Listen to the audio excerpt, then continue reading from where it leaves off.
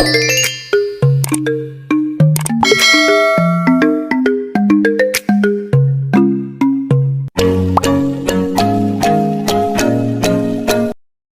video kali ini saya akan menjawab 6 buah pertanyaan, di mana pertanyaan tersebut merupakan tugas ujian tengah semester mata kuliah ekonomi publik.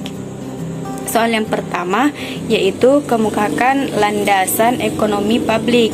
Nah, beberapa landasan ekonomi publik dari masalah kunci perekonomian adalah masalah mikro, yakni distribusi produksi, alokasi, konsumsi, dan dilihat dari masalah makro, yakni pengangguran, inflasi, kapasitas produksi, pertumbuhan. Sistem perekonomian berkaitan dengan siapa, maksudnya pemerintah atau bukan, atau bagaimana keputusan ekonomi diambil melalui perencanaan terpusat atau mekanisme. Pertanyaan kedua yakni jelaskan beberapa kegagalan pemerintah. Menurut Mangkuaso Broto 1999, kegagalan pemerintah disebabkan oleh 4 hal, yaitu yang pertama informasi yang terbatas, yang kedua yaitu pengawasan yang terbatas atas reaksi pihak swasta, dan yang ketiga yaitu pengawasan yang terbatas atas perilaku birokrat, dan yang keempat yaitu hambatan dalam proses politik. Hal yang ketiga yakni pengertian dan ciri barang publik, serta contohnya. Barang publik adalah barang yang tidak mengurangi ketersediaan mereka kepada orang lain saat Anda menggunakan barang tersebut. Adapun ciri utama barang publik yaitu yang pertama, tidak ada saingan saat Anda menggunakan barang publik itu tidak membatasi ketersediaannya untuk orang lain. Yang kedua yaitu tidak dapat dikecualikan.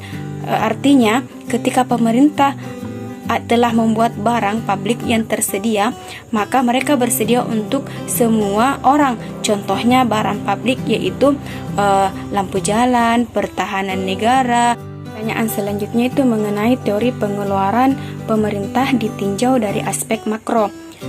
Dalam teori ekonomi makro, pengeluaran pemerintah terdiri dari 3 pos utama pengeluaran pemerintah, yaitu yang pertama untuk pembelian barang dan jasa, yang kedua yaitu pengeluaran pemerintah untuk gaji pegawai. Perubahan gaji pegawai mempunyai pengaruh terhadap proses makro ekonomi, di mana perubahan gaji tersebut pegawai akan mempengaruhi tingkat permintaan secara tidak langsung. Yang ketiga yaitu pengeluaran pemerintah untuk transfer payment. Transfer payment bukan pembelian barang atau jasa oleh pemerintah di pasar barang, melainkan mencatat pembayaran atau pemberian langsung kepada warganya yang meliputi misalnya pembayaran subsidi atau bantuan langsung kepada berbagai golongan masyarakat. Pembayaran pensiun, pembayaran bunga untuk pinjaman pemerintah kepada masyarakat. Selanjutnya pertanyaan mengenai fungsi APBN ditinjau dari kebijakan fiskal dan aspek manajemen. Fungsi APBN ditinjau dari kebijakan fiskal, artinya bahwa anggaran negara menjadi dasar untuk melaksanakan pendapatan dan belanja pada tahun yang bersangkutan.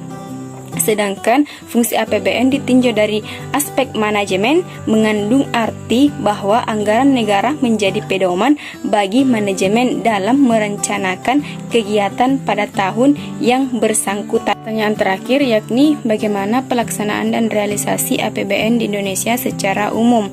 Menurut saya, pelaksanaan APBN disusun berdasarkan 4 asas, yaitu yang pertama, kemandirian, kedua, penghematan atau peningkatan efisiensi dan produktivitas, yang ketiga yaitu penajaman prioritas pada pembangunan, serta yang keempat yaitu fokus pada asas dan undang-undang negara.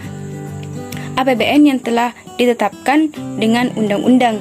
Rincian pelaksanaan APBN dituangkan dalam dituangkan lebih lanjut dengan peraturan presiden tentang rincian APBN. Selanjutnya, Menteri Keuangan memberitahukan kepada menteri atau pimpinan lembaga agar menyampaikan dokumen pelaksanaan anggaran untuk masing-masing kementerian, negara atau lembaga. Dokumen tersebut merupakan acuan dan dasar hukum pelaksanaan APBN yang dilakukan oleh kementerian atau lembaga dan bendahara umum negara.